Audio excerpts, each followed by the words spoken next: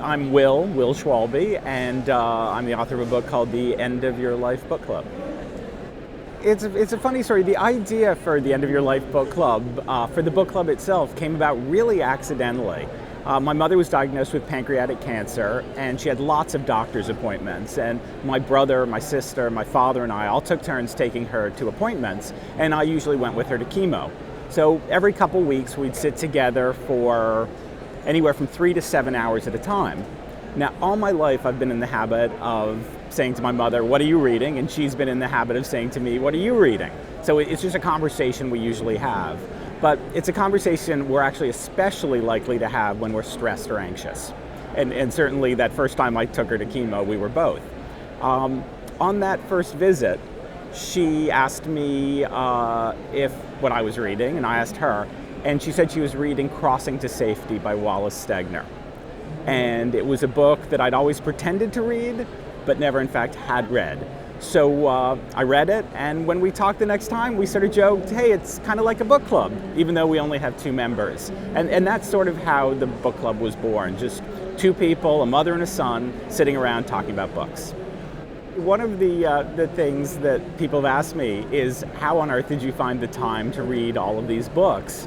Because at the time I was the publishing executive, and I was just about to leave my job and do an internet startup.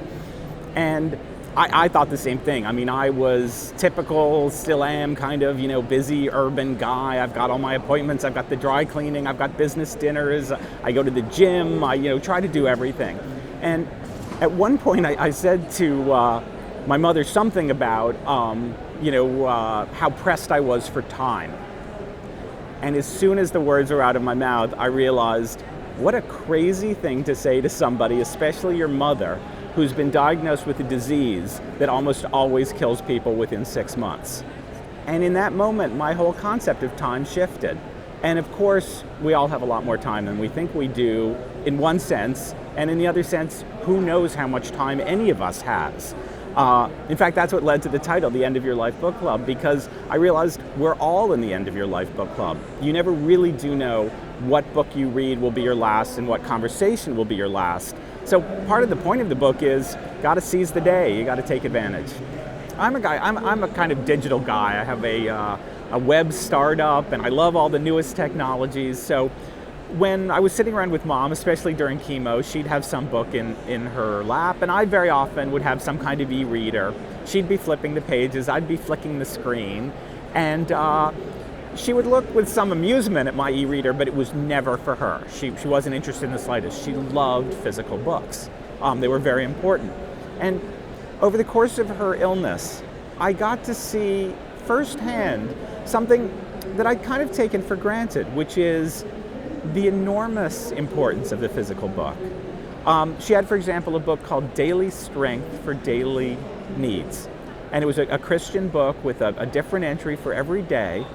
And she had that book with her always. It was a book that was actually printed the year she was born. She had acquired it secondhand, but she knew that other people had flipped those pages, that other people had been comforted by those very same things. Another thing that happened is she decided in her last years that for her grandchildren, she was going to give them either first edition or early editions of great books. As she said, no more plastic toys. And she wanted them to know the excitement of getting a book that had rolled off the press at the very same moment that the first book that went to the person who wrote it, and that kind of connection. And my final moment, really, one of the final images in the book, was when she was dying at home with home hospice. She was there on her bed, and over her towered this enormous, wonderful bookshelf, my dad and Mom's bookshelf.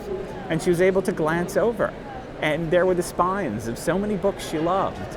And these books had been her teachers and her guides, and that gave her enormous comfort. And she had books on her bed table too, and she was able to look at those. And she had by her side in bed, Daily Strength for Daily Needs. And she had a little pile near the bed of the books that she and I were going to read next. And I sat there with her, and I looked at her, and I looked at those books, and I just thought to myself, what kind of comfort will my e-reader bring me? when I'm in that situation.